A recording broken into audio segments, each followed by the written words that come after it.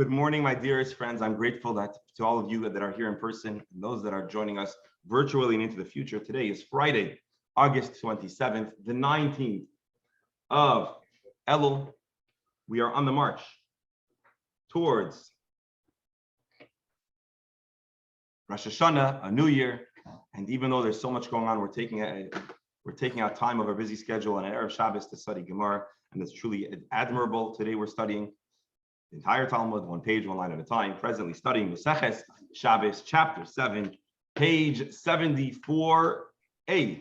We've been talking about 39 different malachos, and we've been systematically analyzing, elaborating, expounding, and sometimes muddling the waters a little bit of those 39 malachos. Presently, we've reviewed Zoireya, planting, Choirish, plowing, Koitzer, harvesting, and today, and Ma'amer, which was gathering. And I want to share the screen. So we're going to close up with Ma'amer, and then we're going to move on to the next item, which is the item of Dosh, of threshing. We closed out yesterday's discussion with a spontaneous conversation about mushrooms. And so I want to share with you what Google delivered my way. Here's an article from Haaretz. I'm not endorsing any of the subject, but just a matter of curiosity here. The ultra-Orthodox City Council members cancel meeting for Shabbos desecration. So there's some kind of meeting or meetup that was going to have Shabbos desecrating. And how was the Shabbos desecrating? Because there was a hike to pick mushrooms on Shabbos. So as you can see, our question is not only a hypothetical or a theoretical, but it boiled down to a contentious, vigorous debate in, I believe this is Jerusalem? No. Yes, a Jerusalem neighborhood called Beit HaKerem, and this was February 12, 2018. So Kfar Haya le'Olamim, a big question about mushroom gathering on Shabbos. So I just want to show you that this was very appropriate and relevant. I now want to show you that there is a Gemara that asks a very similar question. And it makes me realize that my question could have been better phrased. Let's see how the Gemara asked this question. Amar Abaye says, Hi mandit flash pitra me'una de chatzba, a person who detaches pitra. How do you say mushrooms in modern Hebrew? Pitriot. Pitria, yeah. Pitriot or pitria. So in Aramaic, pitra mi'una de chatzba, that is growing on the handle of a pitcher. Michayev mishum oiker davar migidulai. He is transgressing, picking, removing the mushroom from the handle. Now, the discussion of the Gemara is a little bit more advanced than our question. The Gemara here isn't simply asking if picking a mushroom is a problem, but there is specific relevance for what it's not growing on the ground, it's growing on a handle, and that's the whole other discussion of the Gemara. But it reminds me that instead of asking the question yesterday of are you allowed to gather mushrooms, we needed to ask a more elementary question, which is, can you uproot the mushroom? And what's clear from this Gemara is that it is prohibited because it is considered a form of harvesting of sorts.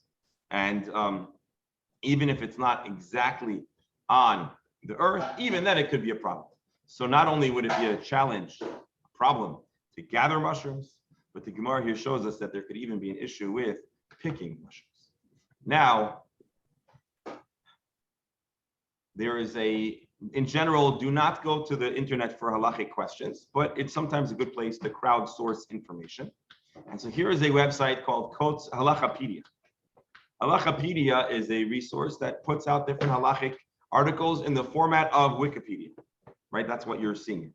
So under the topic of koitzer, which is harvesting or getting vegetation detached from the ground, which we discussed yesterday.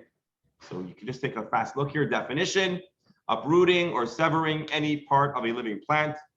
It's forbidden on Shabbos. There's a discussion among poskim if koitzer applies to things that do not grow on the ground. So that was our Gemara yesterday, and about salt or other things, and then maybe mushrooms. Tachlis, picking fruits. So it tells us that you're not allowed to pick fruits. You're not allowed to detach a fruit. And here, quoting Shmir Shabbos Kil Chasa, which I couldn't find the text in the rush to prepare for our shir, it says it is forbidden to pick mushrooms or remove moss from a rock it is growing in. And then here is the citation, Shmir Shabbos Kil Chasa 26:10. So if anybody has Shmir Shabbos Kil Chasa, it's clear that you cannot pick mushrooms on Shabbos halachic. The shaila you might yet ask me is, would this be considered a biblical prohibition, or would this be considered a rabbinic prohibition? And for greater elaboration on that subject, I'll ask for your patience to wait until we get to the Gemara that I just showed you, where we'll discuss this topic of mushrooms more at length.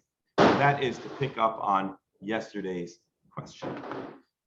Again, I hit mute. I hope everybody unmuted themselves as they have comments or questions, because the sound of my voice so long would be highly unenlightening and less constructive than everybody's collective insight. Any thoughts on the mushroom topic before we jump into our next segment of the Gemara?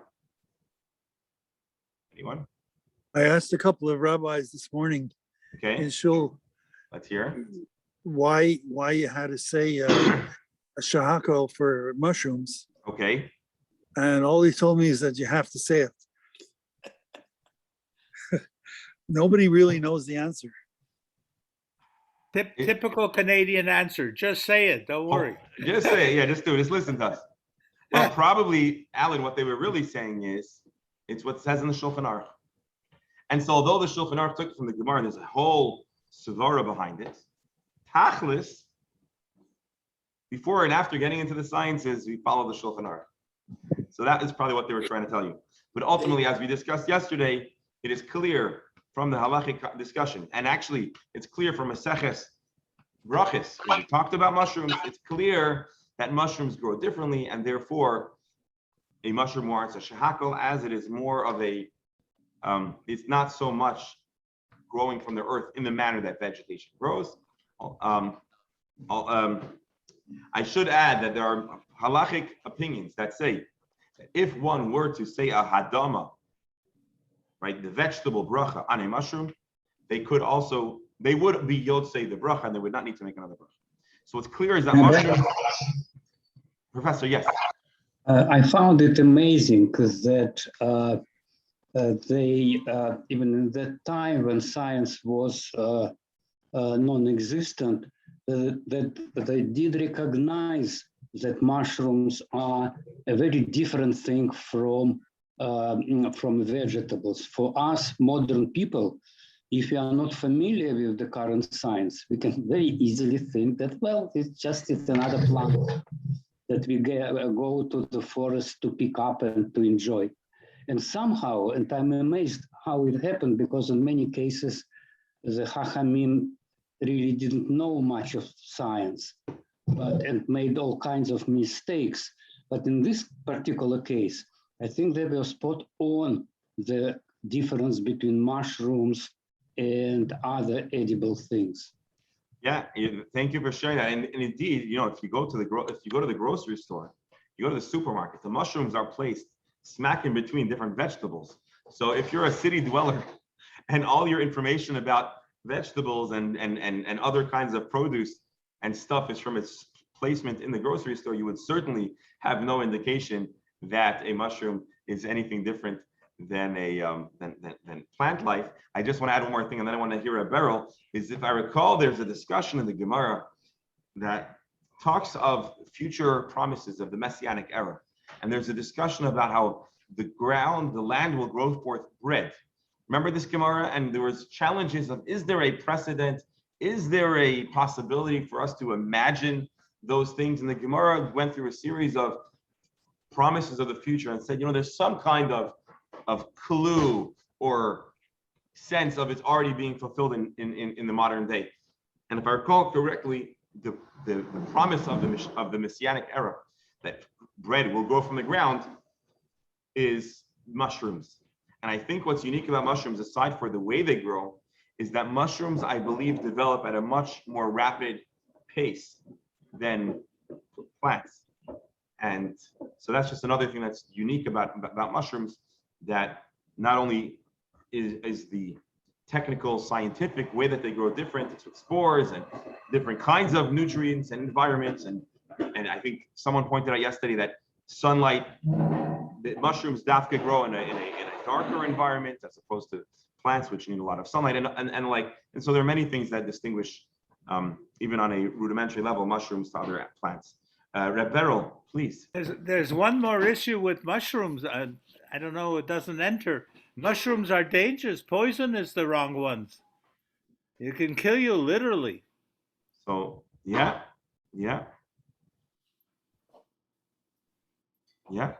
So Reb Beryl, does that make you think that the halacha should regulate mushroom consumption, or is that a given that people shouldn't eat No. things that are toxic? I'm going back to what the professor said, that there was certain special attention paid to mushrooms. It may have been a consideration somewhere. So how did people of all different civilizations know which mushrooms to eat and which mushrooms not to eat? People are dying today in this modern scientific age. Ask the professor, especially the Russians. They go pick mushrooms, could be worth a fortune or it could kill you. Yeah, and there must have been a degree of trial and error. And anyways, all right, let's get to some new Gemara. The funny part is the mushrooms. They do know that there are all kinds of mushrooms, so they know which ones are poisonous. I think a society that lives in the forest or in regions where mushrooms grow have a pretty good idea. You know, in America, we teach it, or whatever, you teach a kid how to speak and you teach them the ABCs, and maybe you teach them about not crossing the street when the light is green. Well, if you live in a forest or in a mushroom environment, the first thing a kid learns is that mushroom you eat, and that mushroom you run away and tell mommy that there's a mushroom over there. So I guess, anyways, all right. the interesting part is, Sorry. if you have a mushroom that's going to kill you, you still have to make a bracha on it. I'm sorry, I missed that. Do you have to make a bracha on a poisonous mushroom? Yeah, I would assume so. Even if you're eating a poisonous, especially if you don't know, you're still going to make a bracha on a mushroom that's going to kill you. On a poisonous mushroom, you say Shema. There was a story about a woman who had 4 husbands. The first 3 died of mushroom poisoning, and the 4th one died of a broken neck. Do you know why he died of a broken neck? He didn't like He would eat the poison mushrooms. I give up. All right, let's see a familiar formula of the Gemara here. V'hadash. As you may recall, dash is threshing, which is basically applying pressure, which thus separates the kernel from the unedible, undesirable part of the wheat stalk. V'hadash. Dash is one of the steps in the process that you get from a seed to bread. You need to extract or separate the kernel from the husk, the kernel from the rest of the stalk. So the Gemara says, Tana, there's a brisa or tosefta that elaborates and says, Hadash, threshing in the conventional manner, v'haminapates, and the process of beating flax to separate the part of the plant that goes into producing linen from its exterior, that is, I think what we call chaff, right? V'hamenapates, and one who processes, extracts the cotton. Rashi, semer gefen. We're talking here about cotton, right? Semer gefen. Semer is wool, but it means wool of the plant, which is a cotton. Bikeshes kederech ha'umin. There was a process where you would beat the cotton and the flax in a specific manner, customized to that plant. It's semer gefen gidule karkahu. Rashi says, by the way, in case your entire exposure to cotton is the mall, you should know it's semer gefen gidule karkahu. Cotton grows on the ground. Lahachi kari niput. And that's why the language used to describe the separation of the cotton from its, I don't know if it's a bud or like a encasing, is called niput, delay tilde the dash, and this is a byproduct of the process of extracting wheat from its husk. Oh, interesting. He says, wouldn't you think that the processing of cotton should be more akin to the combing and the smoothing and the perfecting of wool? She says, no, because wool, you're taking the entire wool and you're smoothing it. Whereas here, you're extracting different undesirable components of cotton. And so although I thought that cotton was primarily being removed from its husk, Rashi lets us know that there are cotton seeds that also you don't want to have in your cotton. And so the process of cleansing, perfecting, and separating the usable and from the not usable or not desirable part is more akin to extracting the kernel of grain from the husk than perfecting and smoothing out the wool. So there Rashi goes on a little bit of a process to elaborate and explain to us the smoothing and the you see, all he really should have done is read Rabbi Steinsaltz, and we'd see here that the cotton plant has a process to remove the seeds. So anyways, 3 plants or 3 different ways of getting the usable part of the plant from the not usable part of the plant. Kulon, melacha, achas, hein, they are all in truth one single melacha, the melacha of getting the good grow vegetation that's growing and separating it from the unusable part.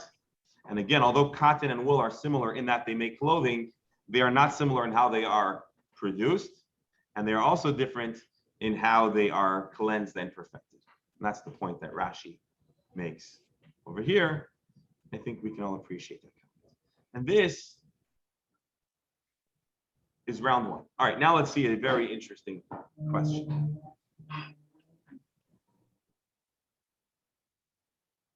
Hazoira. Zoira, we said was winnowing. If you remember the picture of the guy with the strimel and a pitchfork, so he was throwing up the crushed but not yet sorted stalks of wheat. And when he throws it up, the heavy part, which is the kernels you're going to use and you're going to crush to be flour, fall down, and the chaff and the lighter stuff blows away. And that is how they used to separate the usable and not usable parts of the grain. Hazoira. Winnowing. Again, today I think I've seen when you drive by, if you drive down the farmland, you see there's like they have this machine that they kind of channel it all in and it sorts it like that. But once upon a time, this is how you sort it. So hazoira, winnowing, haboirer, separating the usable and not usable stuff by hand, selecting, v'hatoichin, and grinding, v'hameraked, and sifting. Well, you know what? The Gemara asks, Hainu Zoira, Hainu Boirer, Hainu Mirakate. So there's a list of 4 items, and 3 of them are essentially identical. Zoira, Boirer, Mirakate are 3 different Hebrew words for 3 different parts of a sorting process. They are all sorting. They are all the very same thing. So why do they each get their own honorable mention in the Mishnah? As we know, the Mishnah is not looking to unnecessarily repeat itself. The Mishnah is looking to give us as concise a text to know all of the malachis. And since the beginning of our analysis of this Mishnah, we've had a variety of different subcategories of the same malacha. And so why here all of a sudden does our Mishnah decide to specifically mention Zoira, Boirer, and Mirakid, winnowing, sorting, and sifting, which are all essentially the same thing, separating the usable, the desirable from the undesirable. Abaye v'Rava d'Amri Tarvayu. So Abaye and Rava both gave an answer. I would expect there to be some dissent or disagreement. Kol milsa dehavoi b'mishkan. Everything that was in the Mishkan. We just turned the page, by the way, from 73 to 74a. Afagav de ika de damila, although there is a step in the process that is pretty similar, chashiv la, it still gets its own mention. So the Gemara's question was, why would a mostly very similar step be repeated in the Mishnah? The first answer we gave, Abaye and Rava say simple. Our Mishnah is enumerating significant steps of the process that were in the Mishnah. So all of these are considered avot melacha. So they're all considered avot melacha, and therefore, practically, it's a problem. Because if a person does boirer, rakid, and zoira, he does these 3 steps of the process. He has to bring 3 chatas offerings if it was unintentional. Whereas in the other instances, for example, with harvesting or with planting, we said that there was different steps of the process, but they're essentially the same. You only bring one chatas. And so there's practical ramifications. And so the Gemara asked, why do they each get a separate mention? Create an additional burden and problem for the person who inadvertently committed these three malachos. And the Gemara answers, it was in the Mishkan, it gets honorable mention. Rashi. Why does our Mishnah give all three? They're all the same. We are taking out the usable, the desirable, the edible from the inedible and the undesirable. Rashi explains what we already explained. I'd rather say. So let me ask you a question. When it comes to, for instance, on Shabbos, and you can't take out the good from the bad because it's borer, for instance. Right. So why don't we call it it's a Tolada of Zoreh instead of Tolada of borer?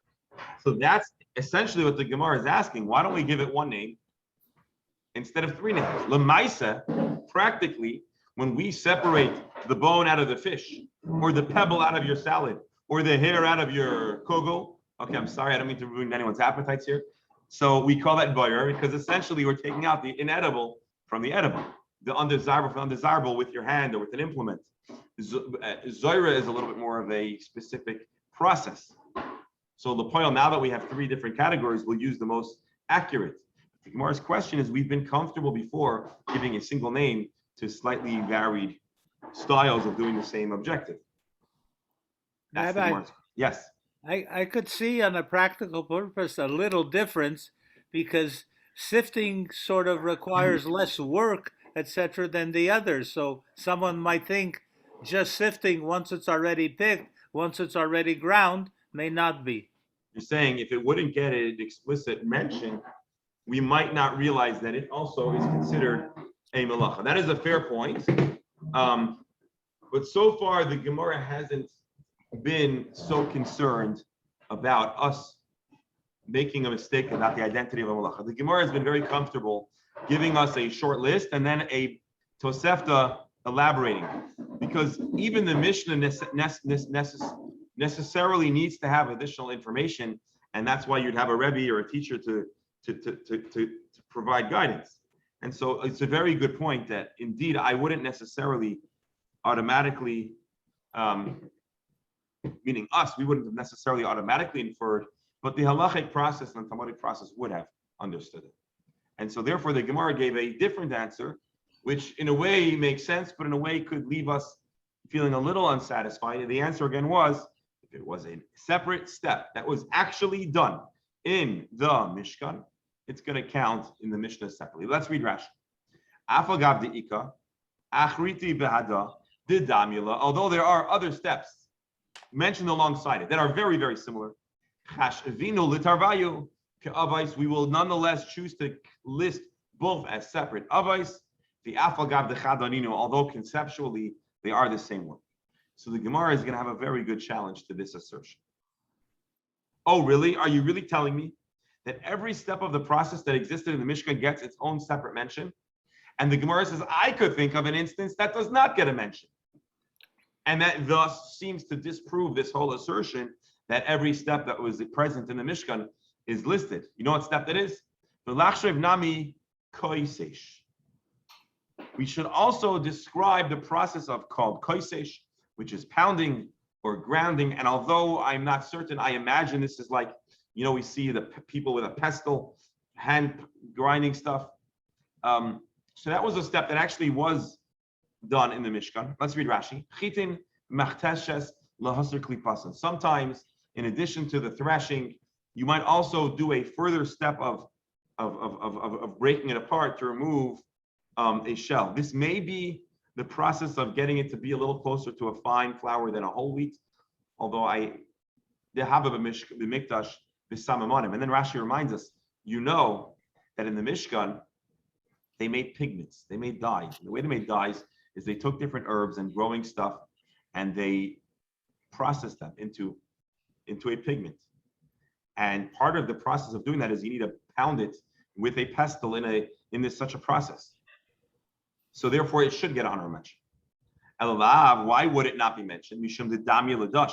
It's very similar to dash. Dash maybe is done with a more whole scale, and maybe it's not via dayim, maybe it's with other kinds of implements. But ultimately, conceptually, you're doing the same thing. You're applying extreme pressure to the kernels to break them up. And so Rashi explains, why doesn't kosesh get mentioned? Likely because it would be an obvious extension of dash. Because they really are doing the same thing. But if you'll tell me every step in the Mishnah gets its own honorable mention, notwithstanding how similar it is to another item, well then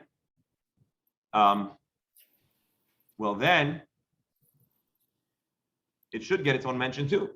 And if kosesh doesn't get an honorable mention, it throws a wrench into our understanding of why the Mishnah lists 3 different kinds of sortings, each on their own.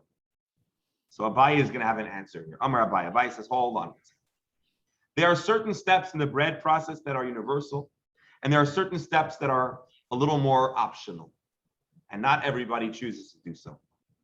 And we know, Shekin ani oichel pita b'lo kisisha. An impoverished person creates bread without this second refining process. People eat such a piece of bread. Therefore, being that not everybody does this step, we are comfortable excluding it from the list because we're using lists that are universally part of the process of pas, sidur the pas. Let's see Rashi. Shekin ani oichel pita b'lo kisisha. A poor person might skip this step. Lokach. Although it actually is in the base of English, they did it.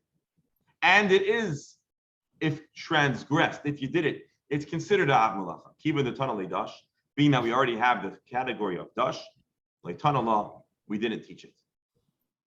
Rashi says, so then what about Zohar, Bayr, Maraket? Winnowing, sorting, and sifting? Sidur, the paskin, they are both in the Mishkan and they are part of the process of bread making. The kivan the havo b'mikdash, being that they were both in the mikdash. V'hacha aschel b'sidur the pas, and we are selecting to go along the process of bread baking. Taninhu, they were selected and choosing. Kidamrin and gabi oife, as the Gemara will discuss later on about baking. That maybe we should have used a different word instead of baking. We should have used cooking, because ultimately, and I know we're getting a little bit into the weeds, but let me read through this Rashi. Ultimately, by baking, we could have used cooking, but the reason why we use baking is because we're using the sidur, the pas. We're using the words that apply to bread baking.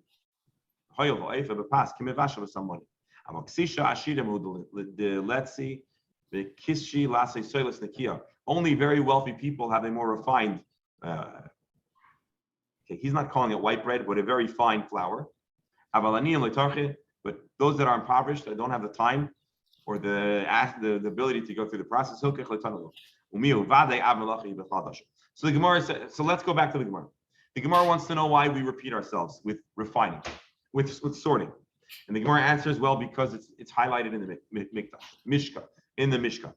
The Gemara says, yeah, well, there's another step that's missing, this pounding. And so the Gemara answers, yeah, but that's not universally part of the bread baking process. And therefore, something that's not part of the universal bread process, it can be omitted, though still prohibited and inclusive in the word dash. Rava gives another answer, or maybe a complementary point. Rava Amar, Hamani, who is the author of our Mishnah? Rabbi, this is Rabbi Yehuda Hanasi. And you know what Rabbi Yehuda Hanasi taught us? The Amar Avais Melachis Arban Chaser Hachas. It is necessary to identify 39 melachis. And we were unable to add this other item because then it would mess up with our number. Rashi, Rabbi, the Yolof Lekamon B'Perkin, Perak HaZayrik, later on in the Gemara, not too far off, page Sadik Zayin. So we're talking about in the near future with Hashem Self. He says, Dvarim HaDvarim Eila Dvarim. If you recall, we also had this quoted in our earlier Gemara, the end of the previous mission. That Devarim equals 3 and Eila is 36, that means 39. And so Rebbe understands there needs to be 39. And therefore, Rebbe is no way going to take an additional item which will mess with his number. Rebberal? For me, this thing about poor people opens up a can of worms. what about all the other malachas where poor people might have a different reason for doing an essential reason, let's say it's for doing something that a rich person is not important to, maybe clothes that's all he has to wear, and maybe he should be able to fix. It's So a whole new category. let me explain. We are not trying to remove Shabbos restrictions because a poor person is going to have a tough time. That's not what's happening here. What's happening here is simply we select, the Mishnah needed to create a list of universal bread baking steps. I could imagine in those days in preschool, before they taught, we were talking about what we teach little kids. After you gave them the class on mushrooms, you would teach them, okay, kids, you're going to memorize the steps of breaking bread. Because probably every human being in the world in that time was part of the bread baking process. Well, you know, kosesh was one of the optionary. There was an asterisk that said, you know what? And really, if you have the time, you can afford it, and you're not struggling just to survive, well, then you could have fine bread. You could have fine flour.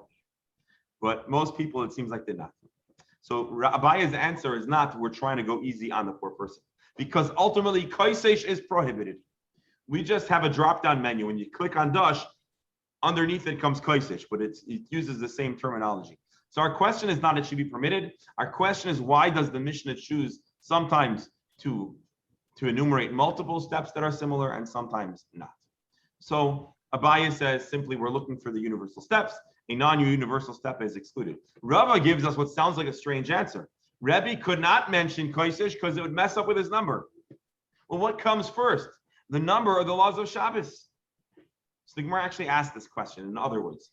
Okay, you're so worried about messing with the list.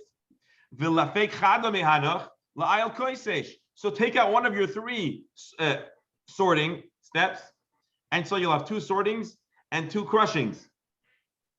So that's not a good answer. We would have creative ways to keep the number to 39. And therefore the Gemara says in truth, we should select Abaya's reasoning. Abaya's reasoning is, our Mishnah is listing malachas, and it's going on the formula of the bread baking process. If it's universally part of bread baking, it's included. If it's not, it's not included. And that concludes our initial discussion on why there are so many references to different parts of the process of sorting to get you to a edible flour. Let's read Rashi, then we can. All right. Either you could delete winnowing, or you could delete sorting, or you could delete sifting. It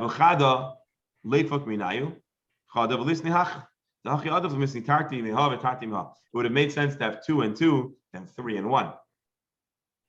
And ultimately the Gemara answered what it answered. So an interesting Gemara and an interesting insight into the thought process of Rabbi Yehuda Nasi in the processing of the Mishnah.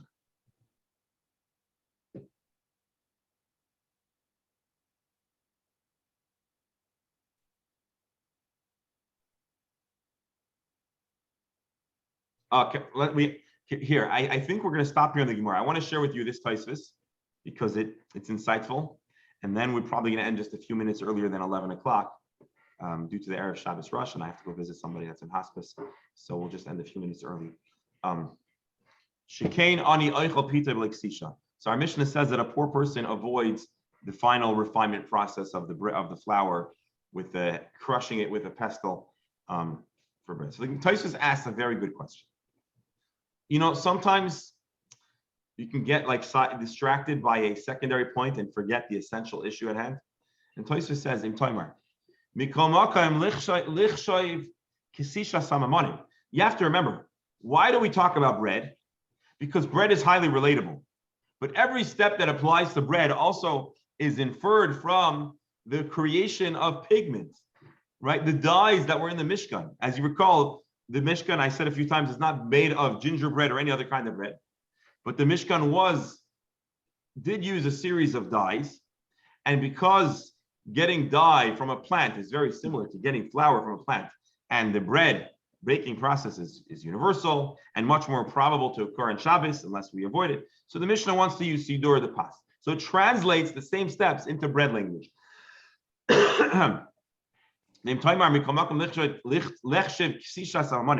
But realize that most likely the crushing is a much more fundamental part of getting pigment, of dyes. And it was in the Mishkan. Maybe a poor person would avoid crushing up their flour. This is a highly significant step in creating the pigment for the dyes for the walls of the Mishkan. So Reed gives a good answer. Tosfos answers. We're not just saying that a poor person skips the step in bread.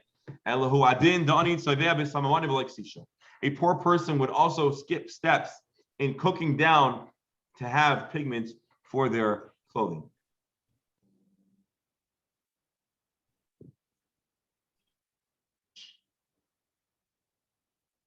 Maybe we should also skip kneading because a poor person sometimes has a more watery dough and they could avoid kneading. Gemara says no. Kneading is ultimately a very common and reasonable step of bread baking, as opposed to the ksisha, which is the crushing, which is less prevalent. And so here we have Tosfos troubleshooting and giving us a little bit of answering an obvious question. And the obvious question is, even if a poor person doesn't crush their flour, isn't the crushing necessary, the pounding necessary for making pigment? And Tosfos says, actually, no. The same shortcuts a poor person takes in bread baking are the shortcuts that a person might take in the process of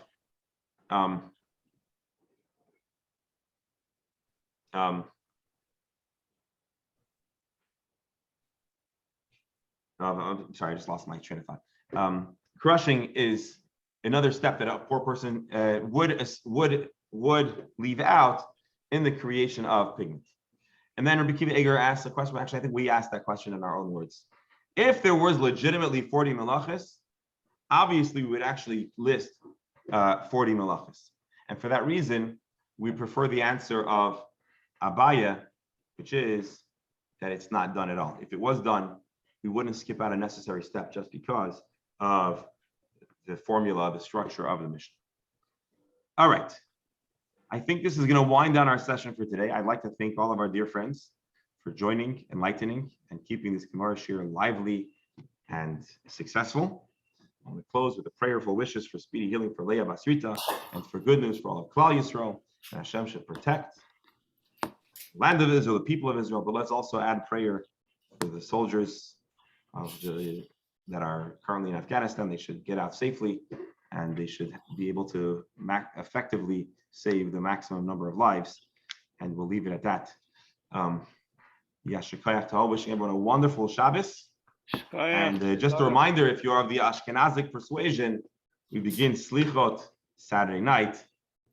And this is where the Ashkenazim start to have basic sympathy for our Sephardic brethren. So we're catching up finally. All right. Have a wonderful Shabbos. Any final comments are welcome. And then we'll call it a day. Look forward to seeing everyone with Ezer Hashem on Sunday. We'll continue our journey through the 39 Melachot. And today, Dr. Pastner, today there will be no Chumash due to the activities that are happening in the shul, with the care packages and the like. With Mir Hashem, summer Sunday we will have a Chumash class. So thank you all. Have a wonderful Shabbos and Shabbat Shalom. Healthy and well. Shabbos, good Shabbos. Shabbos. Good job.